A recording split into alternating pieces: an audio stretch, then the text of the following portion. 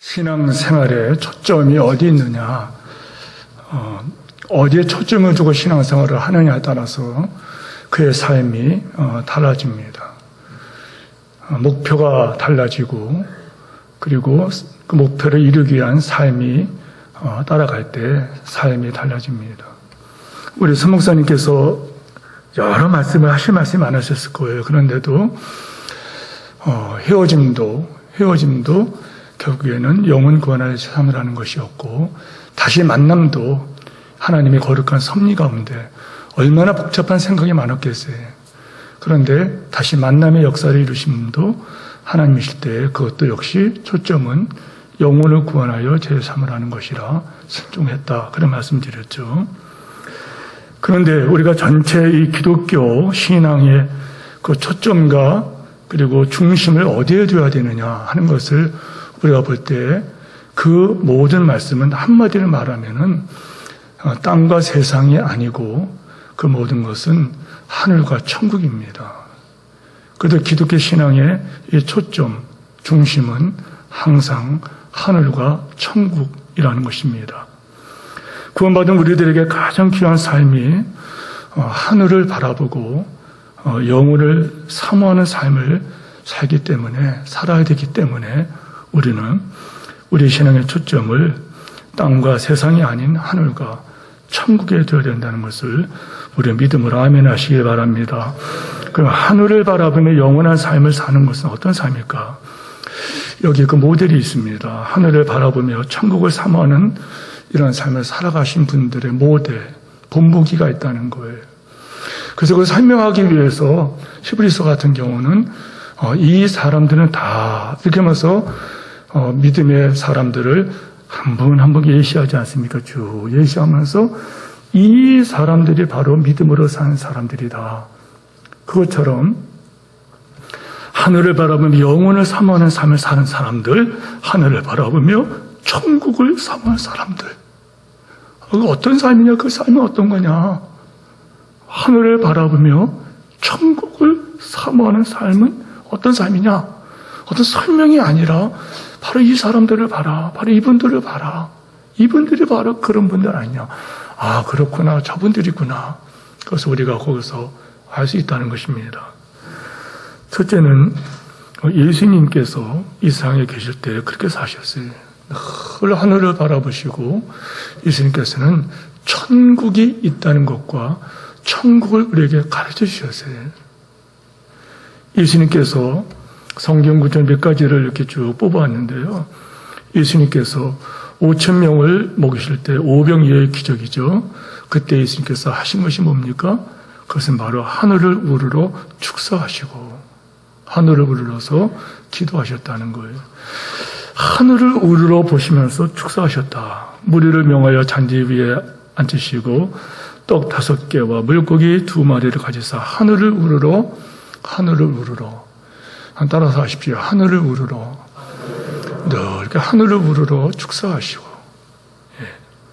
예수님께서 나사로를 무덤에서 일으킬 때에도 눈을 들어 하늘을 우러러 보셨다. 눈을 들어 우러러 보시고 하늘을 우러러 보셨다. 이렇게 말합니다. 그러면서 아버지와 관계 속에서 아버지여 내 말을 들으신 것을 정말 내가 감사합니다. 이렇게 하늘을 우러러서 늘 하나님 아버지 관계 속에서 사시다는 거예요. 예수님께서 십자가를 지시기 전에도 예수님께서 그때 한 것은 뭐냐면 하늘을 우러러 보시면서 성부 하나님께 기도를 했다. 요한복음 17장에 보면은 예수께서 눈을 들어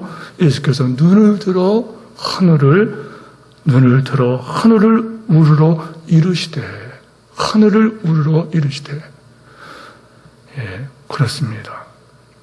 근심, 걱정, 염려, 걱정에 쌓인 근심과 걱정, 염려에 두려움에 쌓인 제자들에게 마지막으로 유언같이 하신 그 말씀에도 예수님께서는 하늘에 있는 아버지 집을 바라봐라. 이렇게 말씀하셨어요. 하늘에 있는 아버지의 집을 바라봐라. 그래요. 근심과 염려가 이 두려움, 그게 묶여있는 이 제자들이 그 무거운 짐 때문에 괴로워하는 그 제자들에게 하늘에 있는 아버지 집을 바라보라. 너는 마음에 근심하지 말라. 내 아버지 집에 거할 곳이 많다. 예수님께서는 십자가에 달리셔도 그때도 하늘을 향하여 성부 하나님께 부르짖습니다. 아버지여, 죄를 사여 주옵소서. 나의 하나님, 나의 하나님, 어찌하여 나를 버리셨나이까. 아버지여, 내 영혼을 아버지의 손에 부탁하나이다. 늘 하늘을 바라보시면서 이 땅에서 삶을 사셨다는 거예요. 예수께서 부활하신 후에 친히 하늘로 올라가시지 않습니까? 사도행전 올라가실 때 제자들이 자세히 하늘을 쳐다보고 있는데 신옷 입은 두 사람이 저희 곁에 서서 가로되 갈릴리 사람들 어찌하여 하늘을 쳐다보느냐? 너희 가운데 하늘로 올리우신 이 예수는 하늘로 가심 본 그대로 오시리라. 예수님 생애를 보면 처음부터 끝까지 예수님께서는 하늘을 바라보시고 또 바라보시고 또 바라보셨다는 거예요. 예. 예수님께서는 하늘을 바라보시고 하늘을 바라보시고 하늘을 바라보시고 그리고 아버지, 하늘에 계신 내 아버지, 하늘에 계신 아버지 이러면서 예수님께서는 삶을 사시고 사역을 완성하시고 하늘로 올라가셨다. 이렇게 성경이 증거한다는 거예요.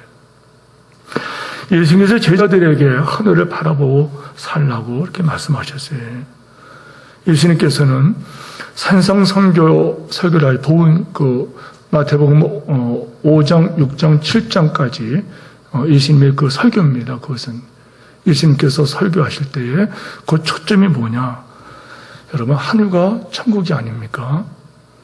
그 팔복의 내용도 보면은 예수께서 산에 올라가 앉으시니 제자들이 나온지라 이에 입을 열어 가르쳐 가라사대 입을 열어 이르시기를 심령의 가난한 복이 있나니 천국이 저희 것이며 그 계속해서 말씀의 초점이 뭐냐면은 여러분 하늘에서 너희 상이 큼이라.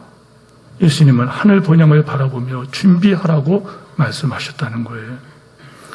예수님께서는 세상과 세상 사람을 바라보지 말고 저희들에게 하신 말씀은 하늘의 하나님을 바라보고 너희가 구제도 하고 향함도 있고 기도도 하고 헌신도 하고 누굴 바라보고 하늘의 하나님을 바라봐라.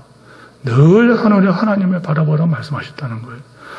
누구든지 이를 행하고 가르치는 자는 천국에서 크다 일컬음을 받을 거리라. 사람에게 보이려고 그들 앞에서 의를 행하지 말고 하늘에 계신 너희 아버지, 하늘에 계신 너희 아버지, 늘 이 중에 하늘을 바라봐라 말씀하셨다는 거예요. 그러면 너희는 이렇게 기도하라. 하늘에 계신 우리 아버지요, 하늘에 계신 아버지, 오직 너희를 위하여 보물을 하늘에 쌓아두라. 믿지 않은 사람들 이런 말을 합니다. 당신이 우울할 때, 당신이 짓눌릴 때 하늘을 바라봐라. 여러분 세상 사람들이 하는 말이 그런 말이 있습니다. 그런데 우리 믿는 사람들의 삶은 어떻게 되느냐? 늘 하늘을 바라보면서 우리가 천국을 그리워하는 삶을 살아야 된다는 거예요. 성경에 나타난 수많은 믿음의 선배들도 모두 하늘을 바라보며 천국을 소망하며 이 땅에 살았다는 것을 보게 됩니다. 성경에 나타난 신앙의 선배들 모두 하늘을 바라보며 천국 소망을 지니고 사는 것을 보는데 아브라함부터 보십시오. 하나님께서 아브라함을 데리고 나가서 하늘을 바라봐라 이렇게 말씀하셨어요. 하늘을 우러러 무뼈를 셀 수 있나 봐라. 야곱이 하늘을 우러러 보았다고 합니다. 하나님께서 야곱으로 하여금 하늘을 바라보도록 하시는데 꿈에 본 저 사다와 딸애가 땅 위에 섰는데 그 꼭대기에 하늘이 닿는지라. 하늘이 닿는지라. 그래요. 늘 하늘을 이렇게 바라보게 했다는 겁니다. 모세가 시내산 꼭대기에 올라가서 산 꼭대기에 강림하신 하나님을 만날 때 여호와께서 시내산 꼭대기에 강림하시고 그리로 모세를 부르시니라. 늘 이렇게 늘 하나님과 관계 속에서 하늘을 바라봐라.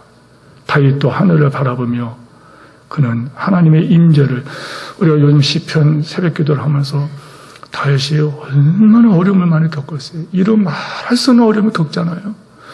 그런데 그 혹독한 그 고난 시련 속에 그때 하나님을 찬양하는 그 시편이 가장 많이 기록됐다는 거예요. 그 시기에. 어떻게 가능했을까? 하늘을 바라봤다는 거예요. 솔로몬은 성전을 건축한 다음에 하늘을 향하여 손을 들고 기도할 때 이렇게 기도합니다. 솔로몬이 무릎을 꿇고 손을 펴서 하늘을 향하여 기도와 간구로 하나님께 아뢰기를 마쳤다. 하늘을 향하여 내가 하늘을 바라봤다는 거예요. 히스기야 왕이 어려움을 당할 때 그도 역시 히스기야 왕이 하늘을 향하여 부르짖어 기도하였더니 느헤미야도 하늘의 하나님께 금식하며 기도한다. 이렇게 설명합니다. 내가 이 말을 듣고 앉아서 울고 수일 동안 슬퍼하며 하늘의 하나님 앞에 금식하고 기도하며 가로되 하늘의 하나님께 기도했다는 거예요. 신약성도 마찬가지. 신약성도 보면은요, 우리 그 믿음의 선배들께서는 늘 하늘을 바라보고 살았다는 거예요. 하늘을 바라보고 살았다는 거예요. 스테반 집사님이 순교할 때 그는 어떻게 합니까? 스테반이 하늘을 우러러 주목하여 하나님의 영광과 및 예수께서 하나님 우편에 서신 것을 봤다. 이렇게 말합니다. 따라서 하십시다. 하늘을 우러러 주목하여. 아멘. 우리도 하늘을 우러러 주목하며 살아야 돼요. 예. 사도 바울은 주님 만난 이후부터 그 다음부터 삶이 언제나 하늘을 바라보고 천국을 사모했어요. 장례식에 가서 늘 읽어주고 그리고 함께 권면하며 위로받는 말씀이죠. 만일 땅에 있는 우리 장막집이 무너지면, 땅에 있는 우리 장막집이 무너지면은 하나님께서 지으신 집, 곧 저 하늘에 있는 영원한 집이 우리에게 있는 줄 안다. 하늘로부터 오는 초소로 덧입기를 간절히 사모한다. 빌립보서에 보면 우리가 잘 아는 말씀, 우리의 시민권은 하늘에 있는지라. 우리 모두 아멘 하시기 바랍니다. 예. 사도 베드로는 마찬가지예요. 늘 하늘을 바라봤다는 거예요. 우리는 그 약속의 대로 의에 거하는 바 새 하늘과 새 땅을 바라본다. 이렇게 얘기했습니다. 좀 전에 여러분에게 말씀드린 것처럼 히브리서 11장에 보면은 믿음의 사람들, 저들은 모두가 하늘을 바라봤다는 거예요. 히브리서 11장에 그 정말 신앙의 그 위대한 인물들이 나오지 않습니까? 그런데 그들은 이 땅에 살아갈 때 일꾼과 나그네로 살아가면서 그들은 하늘에 있는 본향을 바라보며 천국을 소망했다는 거예요. 이 사람들은 다 믿음을 따라 죽었으며 약속을 받지 못했을 때요. 그것들을 멀리서 환영하며 또 땅에서는 일국인과 나그네다 나는 그렇게 증거를 했다는 거예요. 일국인과 나그네다. 그래서 우리 성도들이 어디 이사 가세요? 그런 말을 들어야 된다는 거예요. 왜? 그 이사가 가는 사람 같이 산다는 거예요. 저는 이사를 갖고 선목사님 이사를 오셨는데, 저도 마찬가지로 선목사 마찬가지일 거예요. 쓸데없는 것들이 많아요. 이게. 그러니까 이 땅에서 일부인과 나그네로 살았다 하는 것은 뭘 말하는 거예요? 이같이 말하는 자들은 본향 찾는 것을 나타냅니다. 저희가 이제는 더 나은 본향을 사모하니 곧 하늘에 있는 것이라. 하늘에 있는 것이라. 사도 요한을 보더라도 하늘을 바라보고 그는 살아갑니다. 요한계시록을 보십시오. 요한계시록에 이런 말씀 나오죠. 이후에 내가 보니 하늘에 열린 문이 있는데, 하늘에 열린 문이 있는데, 하늘을 바라봤다는 거예요. 계시록 4장 2절에 보면은 내가 그 성령에 감동되었더니 보라, 하늘에 보호자를 베풀었고 그 보호자에 앉으신 이가 계신데, 이러면서 그가 하늘을 쳐다볼 때 거기에 영광의 하나님의 보호자를 봤다는 거예요. 요한계시록 21장에 그 유명한 말씀 나오죠. 새 하늘과 새 땅을 바라봤다. 이렇게 말합니다.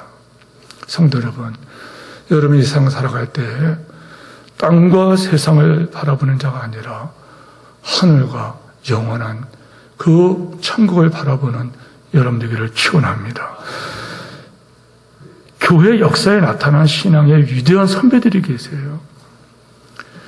신앙의 위대한 위인들이라는 그 책을 좀 읽어보니까 그걸 다 기록할 수가 없어요. 그분들은요, 정말 이 땅에 살아도 이 땅을 애구인과 나그네로 살았어요. 그 책을 볼 적에 정말 마음에 뜨거워진 그분들은 그 하나님 나라를 그렇게 사모하더라고요. 여러분, 어거스틴이라고 들어봤죠? 어거스틴이라고. 예. 이분이 얼마나 하나님의 나라를 사모하며 살았는지요. 서기 410년입니다. 지금은 서기 2021년이죠. 근데 서기 410년. 이 고트족이, 알레미에 이끄는 이 동고트족이 로마를 들어와서 로마를 점령합니다. 그때에 이 성도들이 이제는 망했다. 절망에 빠집니다. 참고로 여러분 아시는 것처럼 313년에 기독교가 로마의 종교로 이렇게 허락되지 않습니까? 종교로 공인되고 콘스탄트 대제에 의해서 기독교가 공인됩니다. 그리고 나서는 로마가 기독교 국가는 아니지만은 로마는 이 기독교가 국교 이상으로 융성을 합니다. 그리고 정말 지상 천국같이 변합니다. 그런데 고트족이 들어와서 로마를 함락시켜 불태울 때 그때 사람들이 이런 말을 했다고 그래요. 온 세상이 한 도성과 함께 망했다.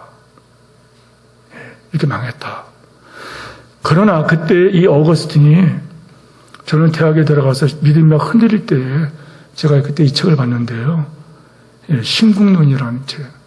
The City of Heaven, 하늘에 있는 한 도시. 하늘에 있는 도시. 신국론입니다. 이 책을 쓰면서 로마가 망했다가 해서 하나님 나라가 망한 것이 아니다. 우리 모두 하늘의 도성을 바라보자. 여러분 나중에 기회 있으면은 이 신국론을 한번 읽어보세요. 예. 그는 이 세상과 세상의 것은 다 지나가는 것이고 덧없는 것이다. 그러니 우리는 이 세상에서 하나님의 나라를 바라보고 우리가 준비해야 되는 시간들로 보내야 된다. 이런 얘기를 합니다. 제가 여기서 일부를 옮겨왔습니다. 들어보세요. 신국론에 있는 신국론 17장에 나오는 말입니다. 누구든지 그렇게도 큰 축복이 현세에서 그리고 땅 위에서 성취되기를 바란다면 그의 지혜는 어리석은 것에 불과하다.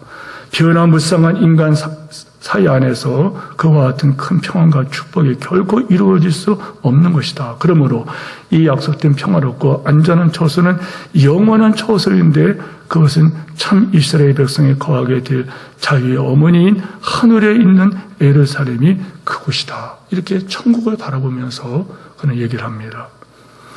오거스틴은 또 이런 얘기를 합니다. 또 내가 봄에 거룩한 새 예루살렘이 하나님께로부터 하늘에서 내려오니 이 약속이 현세를 가리키는 것이라고 하는 것은 극히 염치 없는 것처럼 보인다. 하나님 백성이 아니 단 한 명의 성도가 현세의 비참한 가운데서 눈물이나 고통 없이 살고 있거나 살아왔거나 또는 살게 될 것이라는 고집을 부리며 주장할 만한 어리석고 맹목적인 것은 있을 수 있겠는가? 내 눈물이 주야로 내 음식이 되었나이다. 이와 같이 고백하는 자 하늘의 도성을 바라보자. 예. 이 세상에서 눈물이 주야로 내 음식이 되었다고 하면서 정말 하나님의 뜻을 이루기 위해서 몸부림치는 삶의 고백은 바로 하늘의 도성을 바라보는 성도들이 그렇게 살 수 있다는 겁니다. 어거스틴은요, 하늘을 바라보라고 하는 그 신국론 마지막에 신국론 22장에 이런 말이 있어요. 그때 우리는 하나님의 축복과 성화로 충만하게 될 것이다. 우리는 영원한 안식을 누리며 하나님을 보게 될 것이다. 거기서 우리는 쉬고 보며 사랑하며 찬양하게 될 것이다. 그것이 마지막이 없는 마지막에 이룰 것이다. 무슨 말이에요? 여러분, 이상 있는 것은 변화무쌍하다는 거예요. 그러나 마지막에 마지막, 그리고 그 마지막이 영원히 마지막이 되는, 그러니까 영원한 것은 무엇이냐? 땅을 바라보지 말고 땅에 집착하지 말고 하늘을 바라봐야 된다. 이런 고백입니다. 아시는 분은 알겠지만은 우리 교육자들에게는 정말 이분을 우리가 존경하고 이분의 영향을 많이 받습니다. 미국의 유명한 칼빈주의 신학자예요. 부흥사인 조나단 에드워드 이분도 이런 얘기를 써놨어요. 들어보세요. 나는 걸으면서 하늘을 늘 쳐다본다. 그때 내 마음속에 하나님의 영광스러운 어미와 은혜에 대한 달콤한 느낌이 쏟아져 들어왔는데 그것을 아름답고 소중하여 말로는 표현하기 힘들 정도이다. 나는 하늘을 쳐다보며 많은 시간을 보내곤 한다. 나는 하늘을 쳐다보며 많은 시간을 보내곤 한다. 여러분, 얼마나 이런 삶을 사셨습니까? 예. 나는 많은 시간을 하늘을 쳐다보고 산다는 거예요. 거기에 나타난 하나님의 달콤한 영광을 바라보기 위해서 나는 많은 시간을 하늘을 쳐다보며 시간을 보낸다.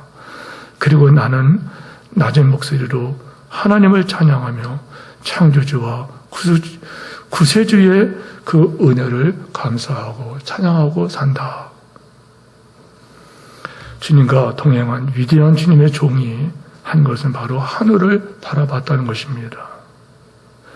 한국에 어저께 제가 길손주 목사님에 대한 자료를 찾아서 그분에 대한 어떤 그 작은 아티클들, 작은 글들, 또 그분이 남긴 설교들을 어저께 저녁에 몇 편을 이렇게 한 시간 정도를 찾아서 봤어요.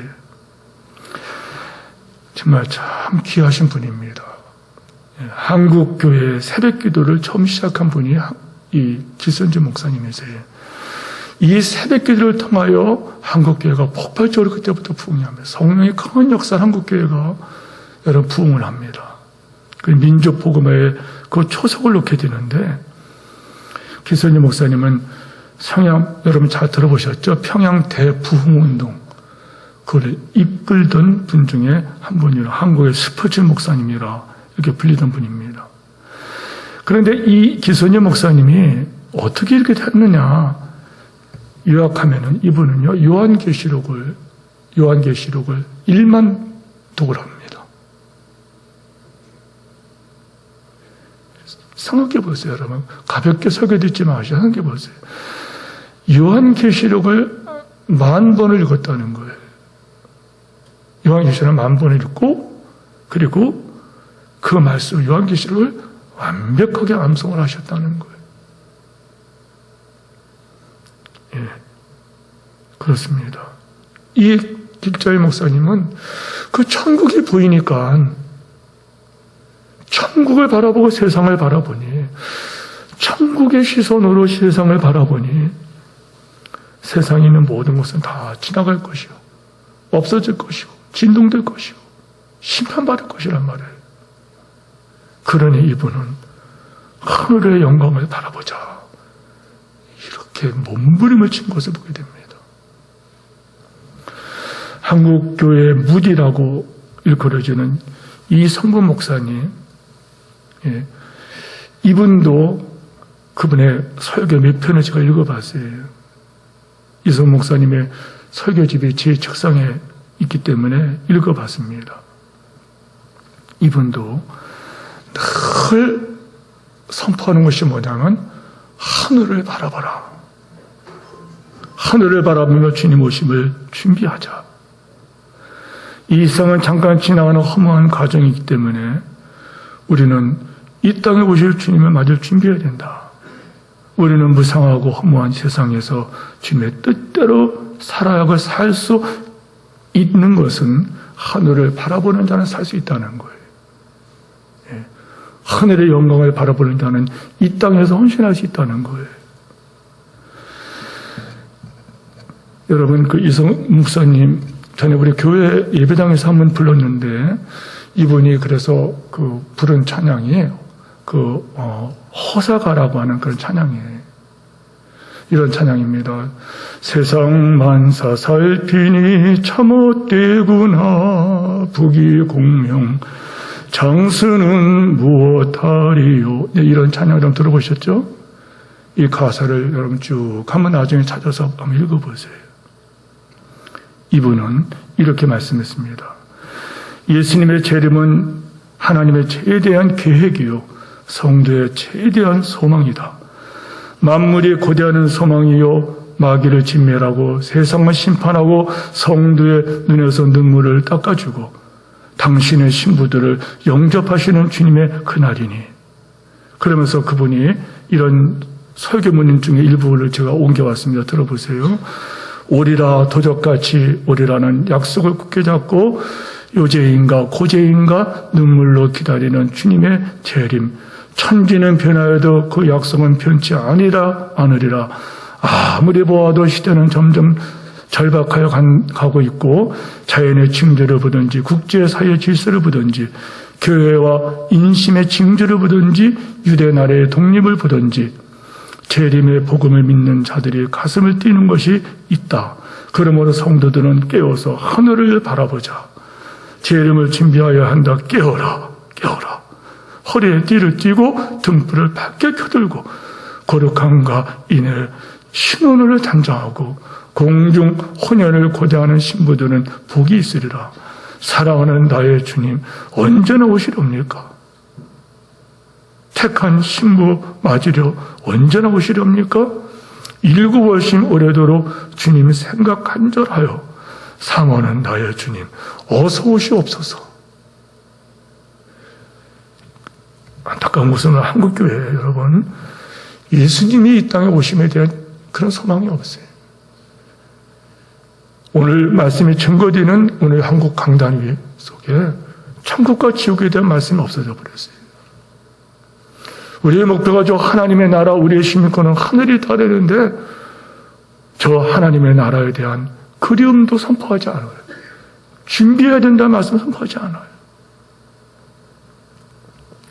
여러분이 잘 아는 주기철 목사님, 이분에 대한 그 말씀은 워낙 많기 때문에요. 저는 이분에 대한 자서전을 2권을 읽어봤어요. 이분은 얼마나 주님을 사모하는지. 만에 땅에 있는 우리 장막집이 무너지면 하나님께서 지으신 집, 그 손으로 지은 것이 아니요 하늘에 있는 영원한 우리에게 집이 영원히 우리에게 있는 줄 아느니라. 참으로 우리가 여기서 탄식하며 하늘로부터 오는 우리 처소로 통일기를 간절히 사모하노라. 오 예수님, 내 영혼을 주님께 부탁하나이다. 십자가를 붙들고 쓰러질 때 내 영혼을 받아주시옵소서. 혹여 옥중에서 사형장에서 사형을 당할 때 나의 목숨이 끊어질 때 내 영혼을 받아주시옵소서. 아버지의 집은 나의 집, 아버지의 나라는 나의 고향입니다. 더러운 땅을 밟던 내 발을 씻어주시고 저희로 하여금 하늘나라 황금길을 걷게 해주시고 세상 죄악에서 부대낀 것을 깨끗하게 하사 영광의 조건에 서게 없어서. 오 주님, 나의 영혼을 주님께 의탁하나이다.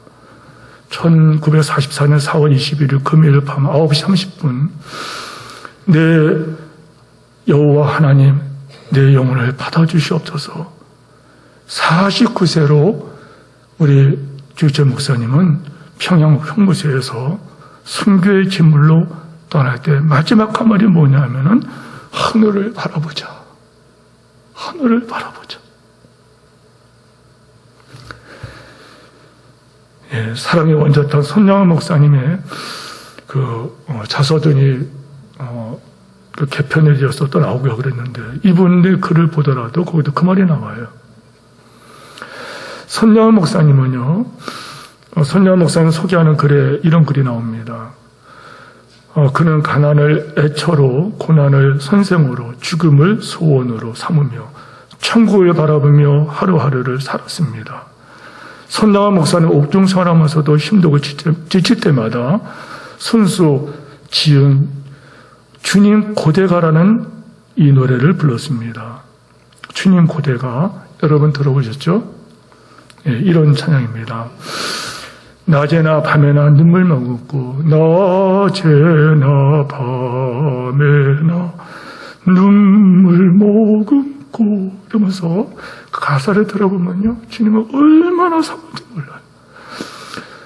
내 주님 오시기를 고대합니다. 가실 때 다시 오마하신 예수님, 오주여 언제나 오시렵니까? 부족하고 쓸쓸한 빈들에서 희미한 등불만 밝혀놓고 주님 오시기를 고대하오니 오주여 언제나 오시렵니까? 먼 하늘 이상한 구름이 뜨기만 하더라도 행여나 내 주님 오시는가 합니다. 가실 때 다시 오신 예수님 언제나 다시 오시렵니까? 이 손양원 목사님께서 얼마나 하늘을 바라보며 언제나 주님 오시렵니까? 저는 손양원 목사님의 따님을 제가 두 번 만나 뵀습니다. 손양원 목사님의 따님 손동희 권사님을 제가 직접 두 번이나 만났고, 손양원 목사님의 아드님을 만나서 제가 대화를 나눴습니다. 손양원 목사님 따님께서 전한 말입니다. 이분이 손양원 목사님에 대해서 이런 얘기를 했어요.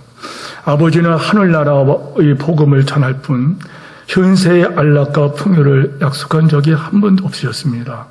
가끔 안수기도를 해달라고 찾아오는 병자가 있을 때, 교인이 있을 때 아버지는 특별히 병 고침을 위한 안수를 하시지 않았습니다. 나는 영혼을 중요하게 생각하지 육신을 중요하게 생각하지 않습니다. 병들면 어떻습니까? 병신이면 어떻습니까? 잠깐인 이 나그네 세상에서 병신으로 사다가 천국 가면 그보다 더 좋은 일이 어디 있겠습니까? 이런 말을 하면서 안수입사 받으러 온 사람들을, 교인들을 돌려보냈다는 거예요. 그러면서 나병 환자를 위해서, 나병 환자를 위해서 평생을 지내면서 사랑을 더보면서 그들에게 하는 말이 하늘을 바라보자, 하늘을 바라보자.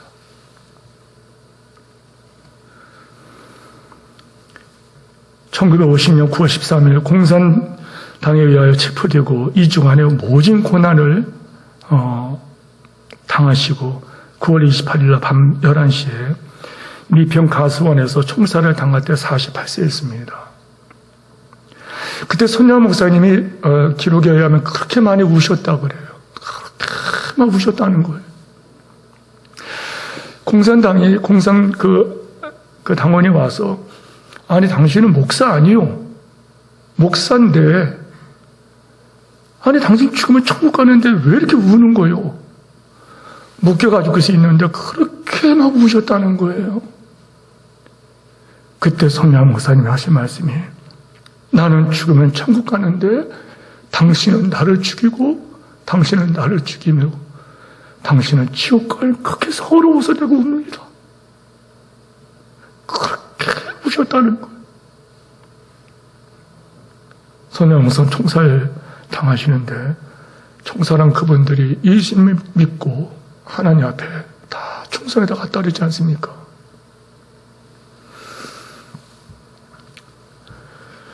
예일대학교에 자로슬라보 벨리칸이라고 하는 이런 교수가 있는데, 이분이 쓴 글을 옮겨왔습니다. 땅을 바라보면 비관주의자가 되고 하늘을 바라보면 낙관주의자가 된다. 땅을 바라보면 우울한 자가 되고 하늘을 바라보면 밝고 즐거운 사람이 될 것이다. 성도는 그렇습니다. 세상과 땅만 바라보면 마음이 더러워지고 약해지고 마음이 우울해지고 무거워지고 근심에 원망과 불평이 쌓입니다. 그 대신 하늘을 바라보는 자, 천국을 사모하면은 마음이 깨끗해지고 단순해지고 복잡해지지 않습니다.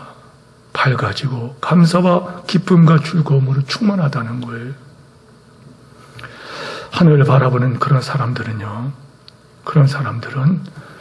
여러분, 하나님과 친밀한 교제와 하나님의 손길과, 그리고 하나님의 생각이 내 생각이고 하나님 기쁨이 내 기쁨이고 나의 소원이 하나님의 소원과 일치되는 그런 은혜의 성도가 된다는 것을 아멘 하시기 바랍니다. 제가 존경하는 은사님의 글입니다. 신학교를 할 적에 저는 이분과 개인적으로 좀 가까이 좀 지냈습니다. 이 목사님은 특이하게도 학자신데 대학자거든요. 서울대학교와 총신대원을 졸업하고 미국 예일대학교에서 공부를 마치시고 총신대학교와 신학대학원 교수를 하면서 특이하게도 이분은 교수인데도 강변교회를 개척하신 김병혁 목사님이십니다. 제가 이분을 좋아한 것이 뭐냐면요. 제가 우리 교회 온천교회 와가지고 이분의 글을 팜프렛을 만들어갖고 전교회한테 막 나눠주고 막 그랬어요. 그 글이 뭐냐면은 내 아들 철원아 하는 그런 글입니다. 그 아들이 4살인가요? 5살인 그때에 뇌수막염으로 아이가 죽어갑니다. 그런데 이 김영애 목사님은 그 아이를 위해서 그에게 복음을 전해주고 그에게 많은 이 아이를 살려보려고 애를 쓰는데 결국에 이 아이가 세상을 떠났대. 그때 이 아이가 하는 말이 있어요.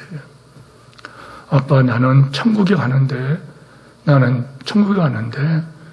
아빠 천국에서 꼭 만날 거니 울지 말라고. 예. 나중에 그 글도 찾아 읽어보십시오. 이분이 쓴 글입니다. 좀 긴 글이지만 저희 다 읽겠습니다. 저는 부족하고 또 부족한 죄인 중에 죄인인데 하늘을 바라보며 천국 소망을 사모하는 삶으로 살아가게 하신 사랑과 은혜가 풍성하신 하나님께 감사와 찬양을 올립니다. 사랑의 하나님은 한없이 부족한 저에게 우리의 믿음의 선배들이 지녔던 믿음과 사랑과 소망의 부스러기를 조금씩 받게 하시더니 나로 하여금 하나님을 바라보며 천국의 즐거움으로 나로 하여금 살게 하셨습니다. 특히 나는 어릴 때 사랑하는 아버지와 어머니를 이별했기 때문에 그리고 사랑하는 어린 아들 철원이가 4살 때 나의 곁을 떠났기 때문에 더 나는 하늘을 바라보며 천국을 사모하게 되었습니다. 저는 나의 모습을 그려봤습니다. 여러분도 한번 모습을 그려보세요. 그분의 글입니다. 저는 나의 그림을 그려봤습니다. 아브라함과 모세와 다윗 그리고 길선지 목사님과 주기철 목사, 손영환 목사님, 이성문 목사님, 김치선 목사님, 방윤선 목사님, 황경희 목사님 등 신앙의 선배들 앞에 무릎을 꿇고 감사와 존경과 사랑을 표시하고 또 표시하는 나의 모습을 그려보았습니다. 내가 지옥의 형벌에 떨어지지 않고 아버지의 집으로 올라오게 된 것은 첫째는 하나님의 무한하신 긍휼과 자비와 은혜와 사랑 때문이지만 둘째는 신앙의 선배들이 나의 몸과 영혼에 심어준 회개와 믿음과 눈물과 사랑의 씨앗이기 때문이었습니다. 저는 또 하나의 내 모습을 그려봤습니다. 나를 세상에서 가장 슬프고도 아름답게 사랑하시던 어머니를 붙들고 뜨거운 사랑의 눈물을 흘리는 그런 모습이었습니다. 손이라도 한번 꼭 잡아보고 싶다고 말씀하시던 어머니에게 두 손과 두 팔과 온몸을 안겨드리면서 뜨거운 사랑의 눈물을 흘리는 그런 모습을 그려봤습니다. 그리고 그 옆에서 웃으시며 나를 바라보시는 아버지 품에 힘껏 안겨드리는 나의 모습, 믿음의 길, 충성의 길, 순교의 길을 몸으로 보여주신 내 육신의 아버지의 품에 힘껏 안겨서 사랑과 존경과 감사와 고마움을 속삭여 드리는 내 모습. 그리고 내가 너무나도 슬프고 아프게 사랑했던 어린 내 아들 철원이를 품에 안고 너무너무 보고 싶었다고 속삭여주는 그 모습을 나는 그려봤습니다. 나는 또 하나의 내 모습을 그려봤습니다. 사랑하는 나의 가족들과 친족들과 성도들을 만나서 너무너무 반가워하는 행복한 나의 모습입니다. 나의 부족한 전도와 목회와 선교를 통해 주님을 알게 되고 믿게 되고 사랑하게 된 또 섬기게 된 수많은 성도들, 부족한 나에게 눈물과 기도와 사랑을 쏟아 바친 수많은 성도들, 내가 목회하던 성도들을 비롯한 지구 곳곳에 흩어져 살다가 하나님의 은혜로 하늘 집으로 올라와서 다시 만나게 된 수많은 성도들을 만나서 너무너무 반가워하는 행복한 내 모습을 그려봤습니다.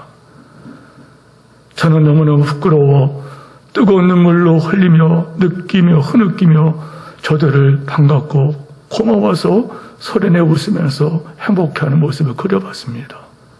그리고 영원토록 성부, 성자, 성령 하나님의 은혜와 사랑과 긍휼과 자비와 지혜와 영권능과 위대하심을 무릎 꿇고 두 손 높이 들고 찬양하는 내 모습을 그려왔습니다. 나는 영원토록 찬양할 것입니다. 그리고 이번에 마지막에 쓴 글을 2008년도인가 쓴 글입니다. 그리고 하나님, 저는 주님 앞에서 섰을 때 내 모습을 한번 그려봤습니다. 내가 앞으로 아버지 집으로 올라가서 주님 앞에 섰을 때 내 모습이 어떠할까? 기뻐 뛰는 모습일까? 소리 지르며 찬양과 감사를 드리는 그런 모습일까? 아니라고 생각합니다. 소리 없이 흐느끼고 뜨거운 눈물을 흘리는 그런 모습일 거라고 생각했습니다. 죄송하고 부끄럽고 고마워서 뜨거운 눈물을 흘리며 흐느껴보는 그런 모습일 거라 생각했습니다. 한평생 사는 동안 주님 위하여 산다고 떠들었지만 사실은 불순종과 정욕과 위선과 교만으로 가득했던 것을 뒤돌아보면서 얼굴도 들 수 없을 만큼 그저 고개를 떨구고 흐느껴 우는 내 모습을 생각해 보았습니다. 그런데 어쩌면 나를 주님의 입에서 토해내지 않으시고 한평생 붙드시고 사용하셨을까? 생각하면 할수록 너무 부끄러워서, 너무 죄송해서, 너무 고마워서 뜨거운 눈물을 흘리며 흐느껴 우는 그런 모습이 주님 앞에 섰을 때 나의 모습이라고 생각해 봤습니다.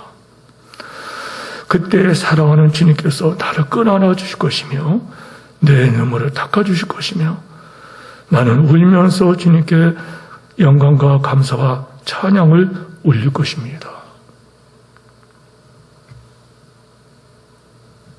성도 여러분, 여러분은 주님 앞에 섰을 때 어떤 모습이겠습니까?